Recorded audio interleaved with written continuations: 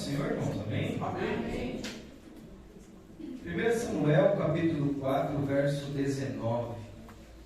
Irmãos, o que eu gostaria de falar com os irmãos, meditar junto com os irmãos, é algo de suma importância. Assim como sempre, assim como o culto todo, assim como os louvores que foram entoados. Eu gostaria que os irmãos prestassem atenção, porque até mesmo porque o que Deus trouxe ao meu coração, Ele tem falado por esses dias. Domingo retrasado, quando o pastor trouxe uma mensagem, quem prestou atenção conseguiu entender a mensagem que foi derramada sobre nós.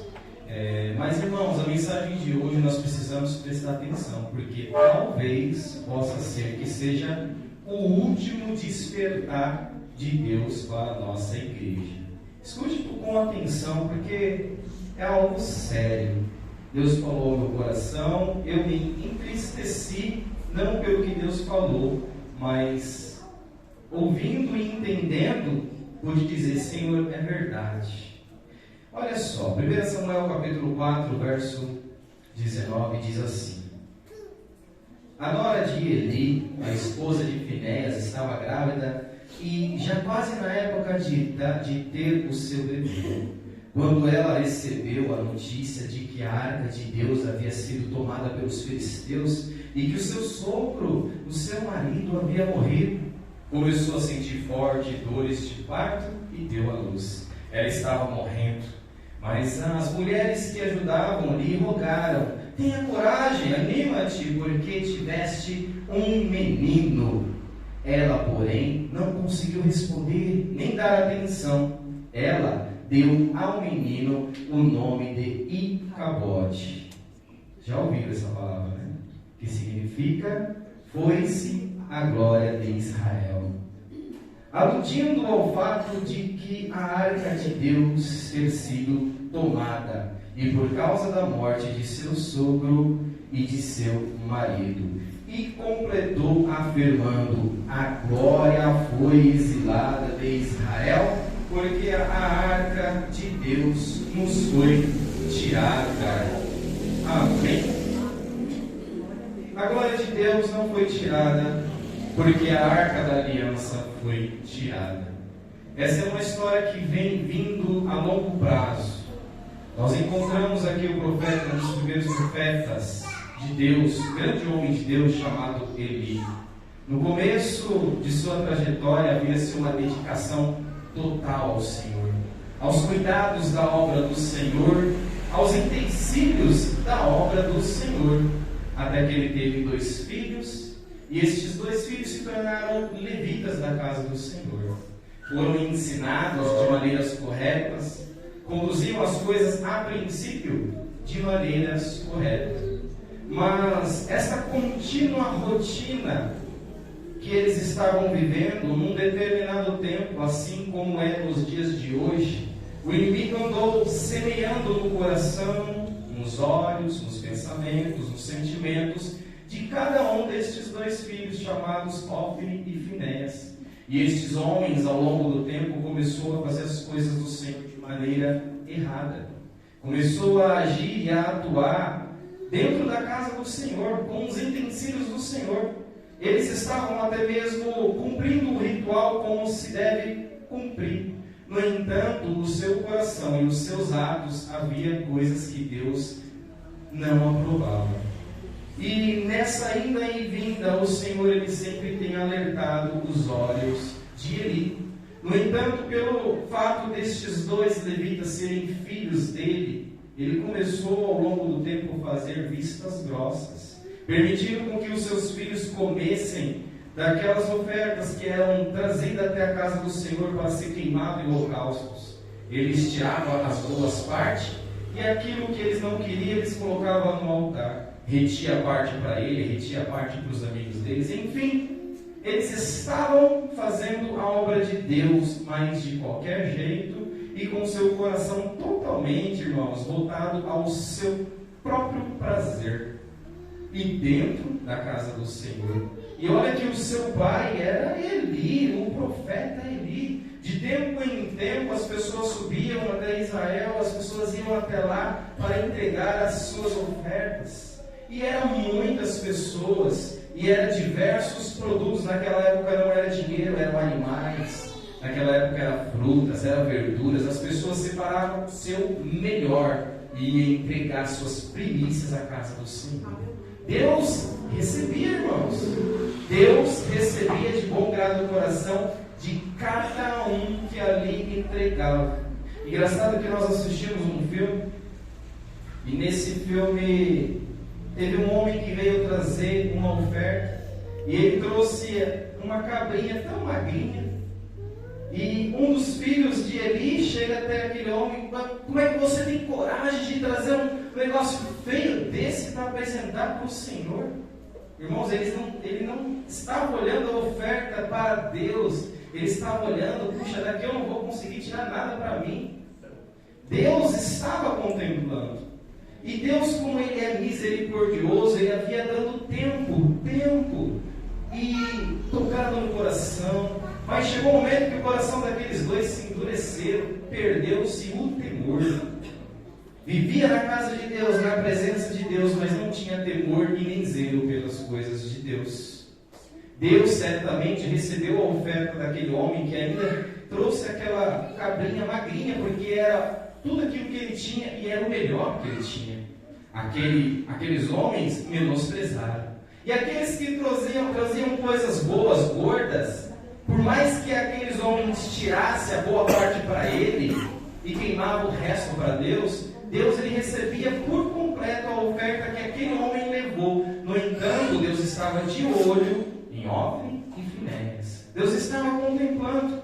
E isso vem vindo por muitos anos. Até que um determinado dia, irmãos, Deus ele faz a sua justiça. Porque nesse texto narrado de 1 Samuel, capítulo 4, aonde essa mulher exclama: Icabode, já se foi a glória de Deus. Quando chega nesse ponto, lendo um pouco acima, nós vamos encontrar Israel indo à batalha, indo guerrear. A Arca da Aliança já não estava mais com ele, já tinha sido tomada. A Arca da Aliança estava em Siló. Mas mesmo assim o povo foi guerrear, e nessa guerra e nessa batalha 4.000 homens morreram. 4.000 homens perderam a sua vida, e eles voltaram correndo e fugindo com medo, porque perderam a guerra. Então um se levanta e fala: vamos buscar a Arca da Aliança que está em Siló. Todo mundo gostou da ideia, porque a princípio a nossa derrota foi a ausência da arca. Se ela estivesse aqui, certamente nós teríamos vencido a batalha. Então armou-se a comitiva e foram buscar a Arca da Aliança. Ofni e Finéias vai junto buscar a Arca da Aliança. Eli, com seus 98 anos, já cego, sem enxergar, ficou resguardado. E a palavra de Deus vai falar para nós que quando estes homens buscar a Arca da Aliança, quando eles estão chegando, entrando dentro da cidade, o povo vê a Arca da Aliança e começa a gritar de alegria. Houve-se uma euforia muito grande naquele lugar, a ponto da palavra de Deus narrar para nós que a terra tremeu. Os israelitas estavam do outro lado, pronto para guerrear de novo, pronto para entrar em combate de novo.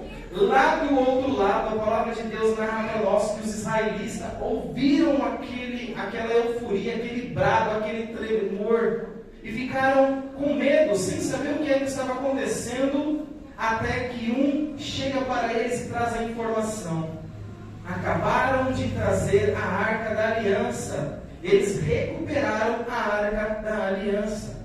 Quando o povo de Israel ouviu aquilo e ficou sabendo, eles começaram a entrar em pânico, em medo. A palavra de Deus vai narrar para nós que eles tiveram temor. E agora, esta é a representação dos deuses de Israel. Agora nós estamos completamente perdidos, porque o mesmo Deus que tirou eles do Egito e lançou sobre eles aquelas pragas, irão lançar sobre nós também. Psicologicamente, pelo barulho, Israel estava completamente já derrotada. Mas o nosso inimigo que não tem rosto, que não tem aparência visível a olho nu, ele sabe quando o crente está preparado, quando o crente não está preparado. E eu tenho quase certeza que ele sussurrou no ouvido daquele informante, a ponto que os informantes dissem para eles: não, vocês são guerreiros valentes. Lembra-se que esse povo de Israel já estiveram escravos em nossas mãos. Agora vocês vão querer ficar escravos nas mãos deles? De maneira nenhuma. Vamos nos levantar, vamos guerrear com força, com violência, e nós vamos trazer a vitória. E esse homem trouxe uma palavra tão impactante, que do mesmo modo em que os filisteus ficaram com medo quando souberam que a Arca da Aliança chegou, no mesmo instante eles recuperaram, irmão, a sua coragem, a sua força, e se levantaram psicologicamente, a ponto de todos estarem de pé de novo, pronto para guerrear. Por outro lado, o povo de Israel, o acampamento de Israel, os hebreus, o acampamento dos hebreus, desta vez, estavam muito confiantes, porque a Arca da Aliança está lá. E então eles arrumam todo mundo, se preparam para a guerra novamente, e eles vão batalhar com o povo filisteu. E a palavra de Deus narra para nós que quando eles chegam, já achando que estava com a vitória na mão, só que por outro lado o povo de Israel já estava recuperado de sua coragem, batalha, guerreia, e há uma grande briga, uma grande guerra, e dessa vez o povo de Israel perdeu 30.000 pessoas. Mas a Arca da Aliança não estava com eles? Por que não venceram? Da primeira vez foi sem a Arca da Aliança e 4.000 morreram. Agora com a Arca da Aliança, 30.000 soldados perderam a batalha. O povo inimigo saiu vitorioso diante do povo de Deus. Será que a Arca da Aliança falhou? Irmão, será que a igreja é fraquinha? Será que os instrumentos são fraquinhos? Será que nós não gritamos muito alto no microfone? Porque não aconteceu nada. Era para ter acontecido e não aconteceu nada. Aí a palavra narra para nós que um deles fugiu, voltou de novo ao acampamento dos hebreus, todo rasgado, cabeça rapada, e começou a narrar a história daquela guerra, o desfecho daquela guerra. E toda a cidade começou a entrar em pranto, com o mesmo grito que eles deram de alegria, e a terra tremeu. Agora eles estavam dando grito de desespero, e a terra também estava tremendo. Aí a palavra diz para nós que ele estava sentado numa cadeira, sem ver, mas ele ouviu, tinha um barulho, e logo ele queria saber o que é que estava se passando. E este mesmo informante, quando trouxe aquela terrível notícia, aquela terrível desgraça, 30.000 soldados, uma derrota muito grande, narra a mesma história para Eli. E a palavra fala para nós que ele estava sentado e ele estava preocupado. Ele estava preocupado com a Arca da Aliança do Senhor. E esse trechinho que eu li agora há pouco me chamou a atenção, porque agora que ele estava preocupado com a Arca da Aliança, na realidade ele deveria sempre estar preocupado com a Arca da Aliança. Houve um momento da sua vida que ele deixou de se preocupar com as coisas do Senhor como realmente deveria ser. Os holocaustos que eram entregues, as ofertas que o povo de Deus entregava, ele não dava toda a atenção que deveria dar. E agora, no final de sua carreira, ele quis se importar com a Arca da Aliança, sentado, preocupado. E o que me chamou a atenção é que ele, a princípio, a palavra não diz, mas ele não estava preocupado com os seus dois filhos, Ofni e Finéias.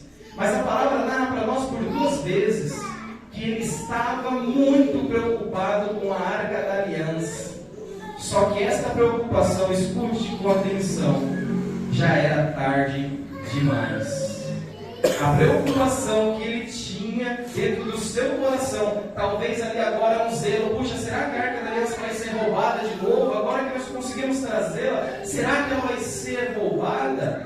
Este zelo, esta preocupação que ele tinha, irmão, já não valia de nada mais, porque agora o homem estava velho e estava cego. Nós temos que nos preocupar com as coisas de Deus enquanto ainda nós enxergamos. Eu não falo de visão física, eu falo de visão espiritual. Eu falo de andar e caminhar com forças espirituais. Eu não falo de forças físicas, até mesmo que a condição física, sim, ela influencia. Irmãos, nós precisamos ter zelo as coisas de Deus enquanto Deus está falando conosco. Enquanto Deus ele está nos despertando, faça desse jeito, olhe, atenta-te. Enquanto Deus estiver falando, é o momento de eu ouvir, é o momento de eu me colocar à disposição do Senhor e fazer. Porque se eu não der ouvido à voz dele hoje, talvez amanhã, quando eu querer der ouvido, irmão, já foi tarde demais. O assunto é sério, porque 34 mil pessoas tinham morrido nessa ocasião. O assunto é sério. E tudo se derivou por causa de um homem, servo de Deus, que deixou de olhar quando deveria olhar. Deixou de repreender quando deveria repreender.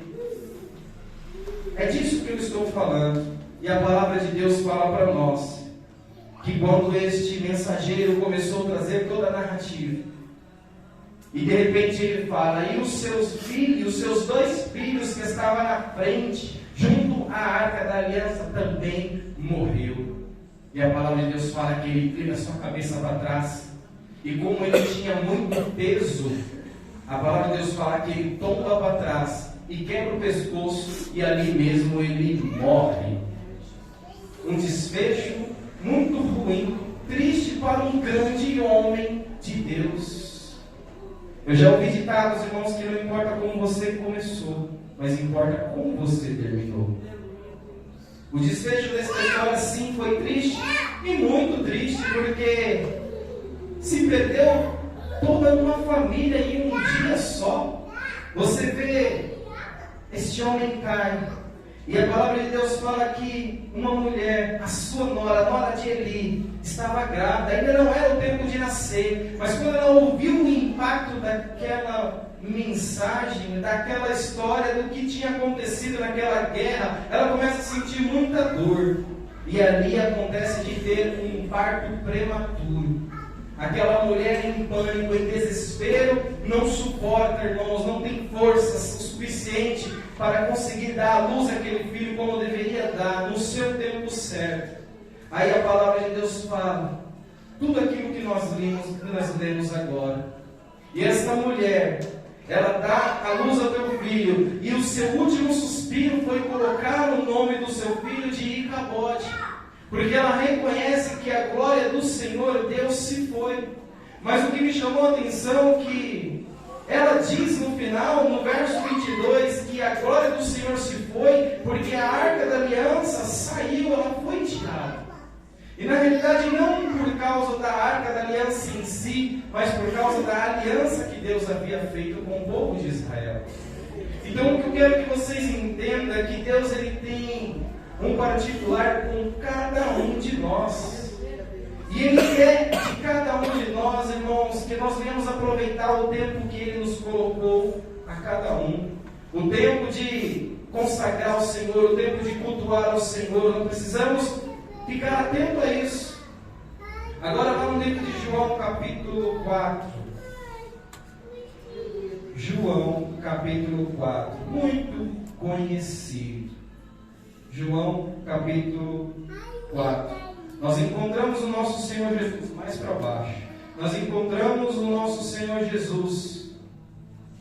E teve com aquela mulher samaritana. E você vê, irmãos, e eu quero que você preste atenção, que durante toda a Bíblia, toda a palavra de Deus, João capítulo 4. Pode colocar lá para os 16. Nós vamos perceber que durante toda a Bíblia, o Senhor, Ele tem tratado individualmente com as pessoas. Percebe-se aqueles que foram chamados. Nós encontramos Gideão, que estava sozinho no lagar. Nós encontramos Davi, irmãos, que estava lá pastando, aparentemente abandonado. Nós encontramos José nessa condição de pastorear as ovelhas.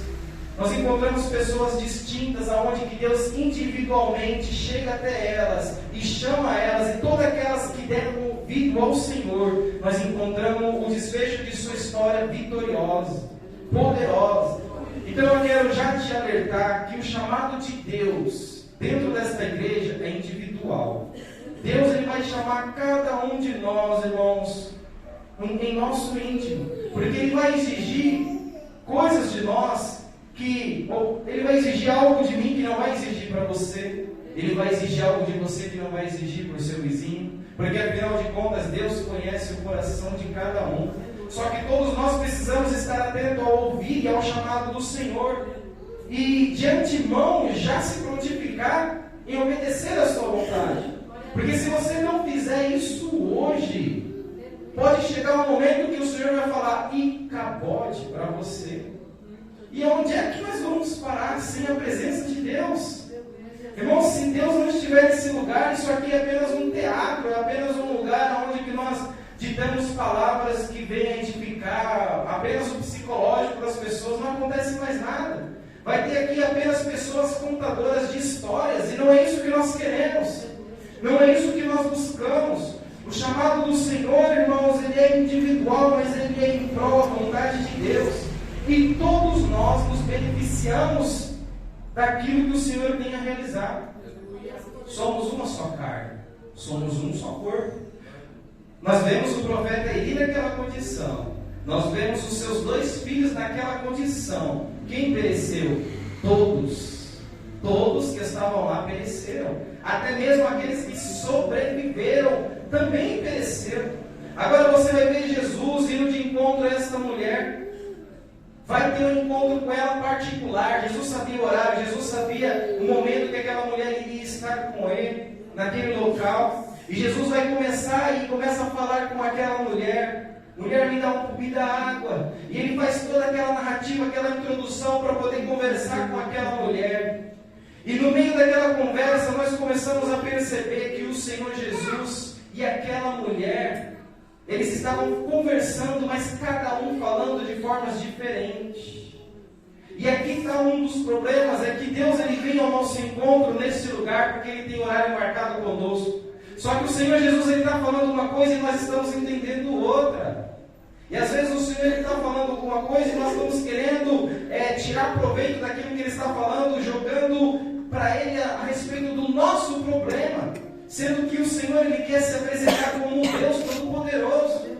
Porque quando o Senhor começa a falar para aquela mulher, me dá água, se você soubesse quem é que te pede água, eu faria sair de dentro de vós um manancial de águas vivas, e você seria cheia. Aí aquela mulher pensa no seu íntimo e pensa nos seus problemas. Puxa, se eu for um manancial, eu não vou precisar vir mais no poço pegar água. Se eu não for mais pegar água, as pessoas não vão mais zombar de mim. Então acabou o meu problema. Mas não era aquilo que o Senhor Jesus estava falando.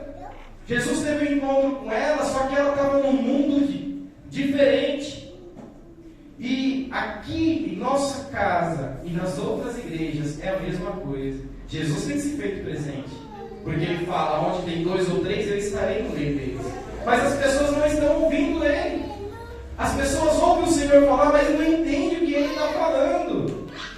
Até que o Senhor continua batendo na mesma tecla. Mulher. Aí ela fala, puxa Senhor, eu sei que vai vir o Messias, eu sei que vai acontecer isso, eu sei disso, eu sei aquilo. Jesus ele não repreendeu aquela mulher, porque aquela mulher estava falando o que era verdade. Ela sabia do que ela estava falando. Só que até então ela não reconhecia que aquela profecia estava se realizando em sua frente. Aí Deus vê que aquela mulher não entende. Mulher, sou eu quem falo com tu. Sou eu que estou falando com você. Eu sou o Messias. E ali os olhos daquela mulher se abrem. E quando os olhos dela se abrem, o coração também se enche. E aquela mulher corre, aquela mulher vai de encontro àquela cidade e começa a anunciar, eu encontrei aquele que o profeta diz. Eu acabei de encontrar aquele homem. E aí você vê toda aquela narrativa, aquela comitiva, e depois os discípulos do Senhor chegam até diante do Senhor. E aí o Senhor, Ele dá uma frase que impacta o nosso coração sempre que nós lemos. O Senhor busca os verdadeiros adoradores que o adorem em espírito e em verdade. Aí o Senhor, Ele fala, já chegou o tempo e é esse, em que os verdadeiros adoradores adorarão ao Pai em espírito e em verdade. Porque Deus, irmãos, está querendo buscar na sua casa adoradores. Não pessoas preocupadas com o amanhã, não pessoas preocupadas com o que deve ser a igreja, como nós devemos agir, como nós devemos fazer, ou como nós não devemos vestir isso. Essas preocupações, elas são boas quando elas se tratam em cuidar das coisas de Deus. Só que este cuidar na hora errada faz eu perder a mensagem que Deus está trazendo. Este é o problema. Aquela mulher sabia que havia um Messias, mas a preocupação que ela tinha de ser envergonhada, de não ser vista, fez com que ela não enxergasse o próprio Cristo em sua frente. Em contraste a esta mesma mensagem, nós encontramos Nicodemos, que vai ter com o Senhor: ô Senhor, eu sei que Tu és homem de Deus, porque ninguém pode realizar as obras que o Senhor realiza. Ah, é? Você sabe? Você entende? Você realmente entende? Mas é necessário que nasça de novo, Nicodemos. Nascer de novo? Como nascer de novo? O homem, ele sabia que aquele homem que estava diante de sua frente realizava coisas porque era de Deus. Ele sabia identificar a obra de Deus, mas ainda assim não identificou o próprio Deus. E nem entendia a mensagem que Deus estava passando para ele. Como assim nascer de novo? Tem que nascer de novo, daquele que não nascer da água e do Espírito.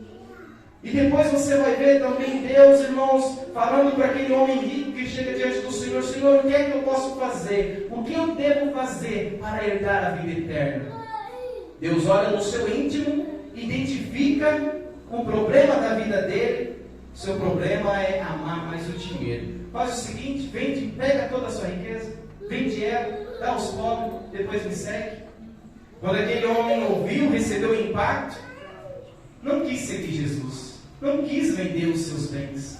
Irmãos, nós chegamos aos pés do Senhor, mas é necessário que nós ouvimos o que Ele tem para falar, que nós paramos para prestar atenção na mensagem que Ele quer trazer, porque toca em nosso coração e Ele fala a verdade. E Ele toca a verdade, porque o que mais Deus quer fazer neste lugar é derramar o teu poder, é derramar a tua autoridade. Mas quem é, irmãos, que está disposto a só adorar a Deus, a só ouvir ao Senhor? Esse chamado de Deus, irmãos, ele é para já, porque nós estamos chegando num tempo em que as portas estão se fechando para a igreja.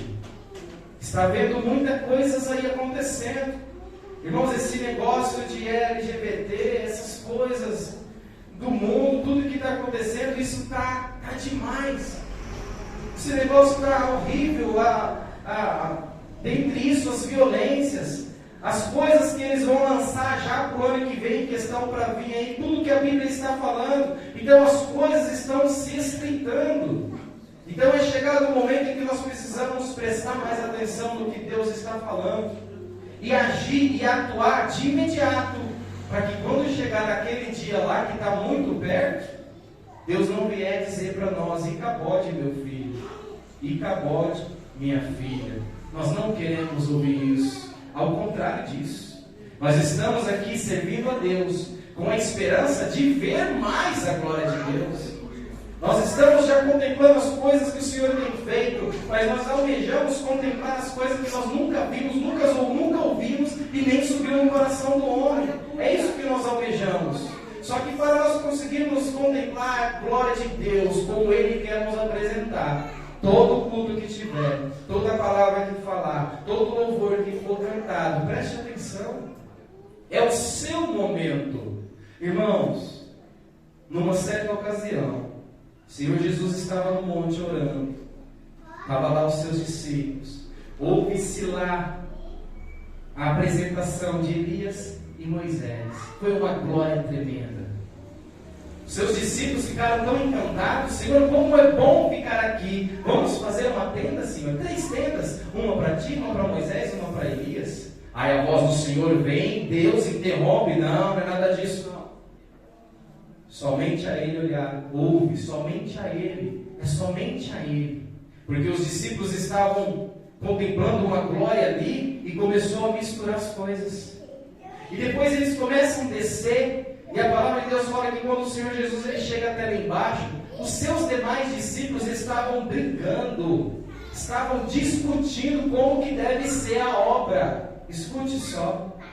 Discutindo com outros acerca da obra. Aparentemente era coisa boa, porque eles estavam brincando. Não, tem que ser assim. Não é desse jeito não. Estavam tentando confrontar para chegar num consenso de como realmente deveria ser. Só que o mundo ao seu redor, enquanto eles brigavam, o mundo girava. Enquanto eles brigavam e discutiam, o inimigo atuava. Porque a palavra de Deus fala que quando Jesus chega até lá embaixo, chega um homem até o Senhor e fala: Senhor, socorro. Eu tenho aqui o meu filho, desde pequeno, o diabo, os demônios tomam ele, lança ele no fogo, lança ele na água, lança ele no chão. Eu levei aos seus discípulos e ninguém conseguiu expulsar os demônios desse menino. Ao invés dos discípulos estarem orando, enquanto o Senhor está lá orando, vamos orar aqui também, vamos nos reunir. Eles estavam discutindo a obra, como deve ser isso e aquilo, e eles se encontraram sem poder para poder expulsar os demônios daquele menino. Jesus manda: traz o menino aqui. Quando o menino chega diante do Senhor, a palavra de Deus que ele espuma, cai no chão, se debate. Aí o Senhor olha para aquele menino: sai dele. E aquele demônio sai. Acabou-se o problema daquele menino. Aparentemente o menino ficou ali desfalecido e morreu. Não. Depois o menino se levanta e ele está de pé. Porque o Senhor era Deus? Não, irmãos, porque ele estava orando. Que ao invés de ele querer discutir as coisas de Deus, ele estava perto de Deus. Ele se importava em querer orar, e sempre o Senhor estava orando. E conforme nós nos importamos em querer estar com o Senhor, em orar, em buscar o Senhor, nós vamos recebendo o poder de Deus, a autoridade de Deus. E quando chegar o dia mau, eu vou ter poder, sabedoria e envergadura o suficiente para enfrentar de frente e sair vencedor. É nisso que nós devemos nos preocupar. É nisso que se diz todo esse texto que nós falamos. Nós trouxemos algumas histórias aqui para poder dizer para você que ainda há esperança. Se hoje ouvires a voz do Senhor, não endureceis o vosso coração. O Senhor ele está batendo, irmãos. Então preocupa-te em vir adorar a Deus. Não fique com pensamento negativo, não. É sempre assim, não muda e vai ser. E não esquece disso, deixa disso. Olhe para Cristo. Vamos todos juntos adorar. Não vê, hoje para mim parecia um culto de domingo. Todo mundo louvando, adorando a Deus. Que maravilha é. Irmãos, a direção é do Espírito Santo e Ele age e faz da maneira que Ele quiser. Nós precisamos estar atentos a isso. Não deixe o inimigo colocar coisinhas nos seus olhos, no seu ouvido. Ó, tá vendo? Não foi assim, ó. Não deixa isso não. Siga com algo que você vai ver Deus falando ao teu coração. Você vai ser empoderado, irmãos, de Deus. A ponto de, como o testemunho do pastor, um simples negocinho entrou, deixou todo mundo doente. Mas por estar orando, por estar com Deus, Deus não deixa, irmãos, o oculto continuar oculto, mas Ele traz o oculto, irmãos, à luz, às claras.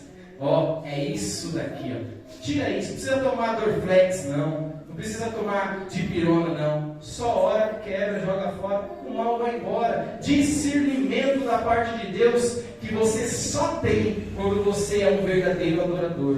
Quando você se prontifica a buscar o Senhor em espírito e em verdade. Então tome cuidado, Icabode, já se foi agora do Senhor. Que nós não venhamos a dizer isso aqui nesse lugar. Aonde quer que nós estivermos, irmãos, nós vamos aqui para buscar enchermos do Senhor. A nossa botija encher de azeite. Irmãos, nós juntos, nós nos tornamos uma chama muito grande.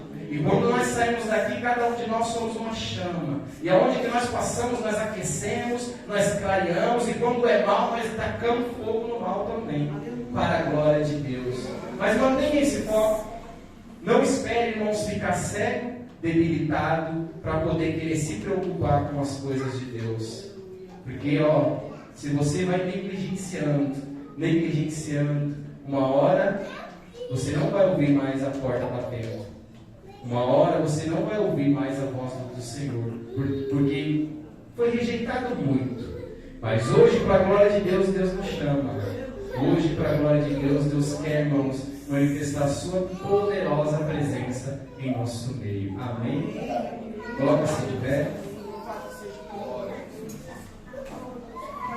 Senhor, meu Deus e Pai, Senhor, que tremenda é esta palavra.